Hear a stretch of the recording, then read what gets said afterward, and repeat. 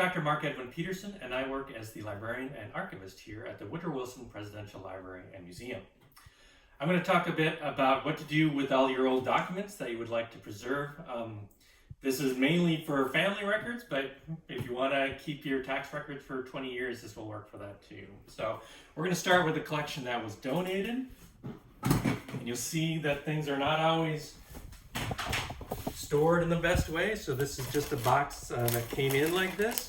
And we do have a few things wrapped up, but generally it's just documents in envelopes and even some empty envelopes. So if I just, let's say if we grab this one here, is this one open?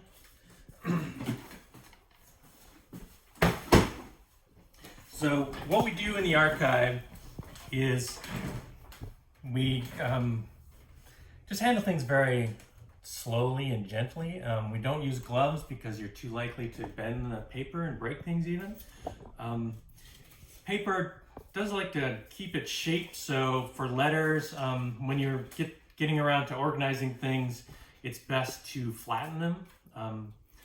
The folds is a weak point, and that's a place where the paper can actually break as you go on over many decades. And so this one, we would open it up like this and go ahead and if there's any question about anything in the document, take a pencil and write on there what you know about it, because people may be coming back to this hundreds of years later. We get lots of donations of things from people's attics where no one has any idea what that stuff is. If you're going to do a scanning project or just have something big, you might want to just come up with a numbering system. So that's what we do in the archive. We go ahead and write a number actually on the document, usually on the back.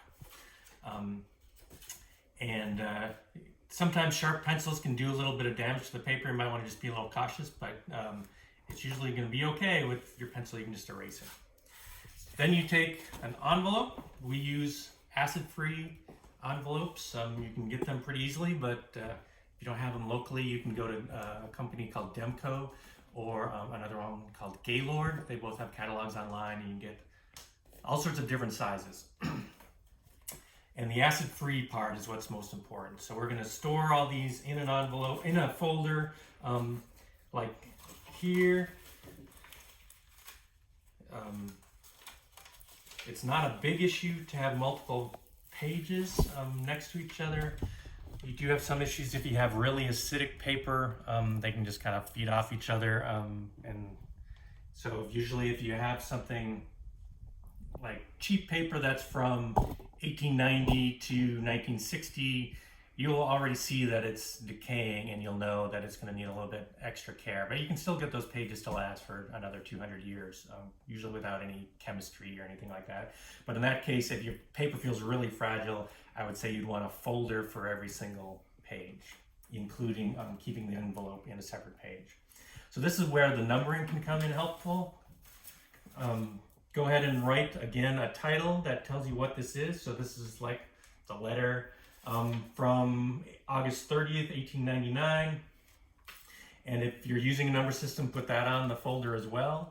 And then you can do things like have numbers where you add like an A, B, C for the different pages of your document that came out of one envelope or something like that.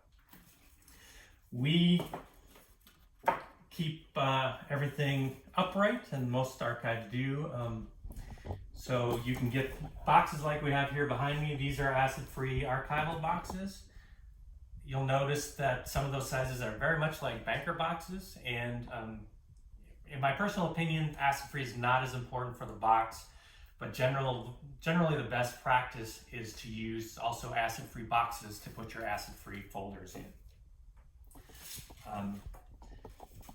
In the archives, we organize things by collections, and this can be helpful with your own store of documents, but you don't want to go crazy because you'll be working with things kind of in big groups, so you might just want to have like this side of the family and that side of the family, or things that are from the 19th century and things that are from the 20th century and so forth. So as you can see, it's not that complicated what we do here, but once you have everything organized, it's helpful for people coming to your collection later if you then sit down and write up a little description and this can be on the computer or by hand.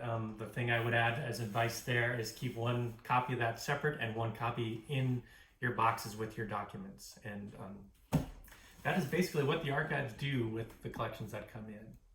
You can always contact me with any questions at mpeterson@woodrowwilson.org. And that's our website. So if you go there, you can find my name and other staff members too. So woodrowwilson.org. See ya.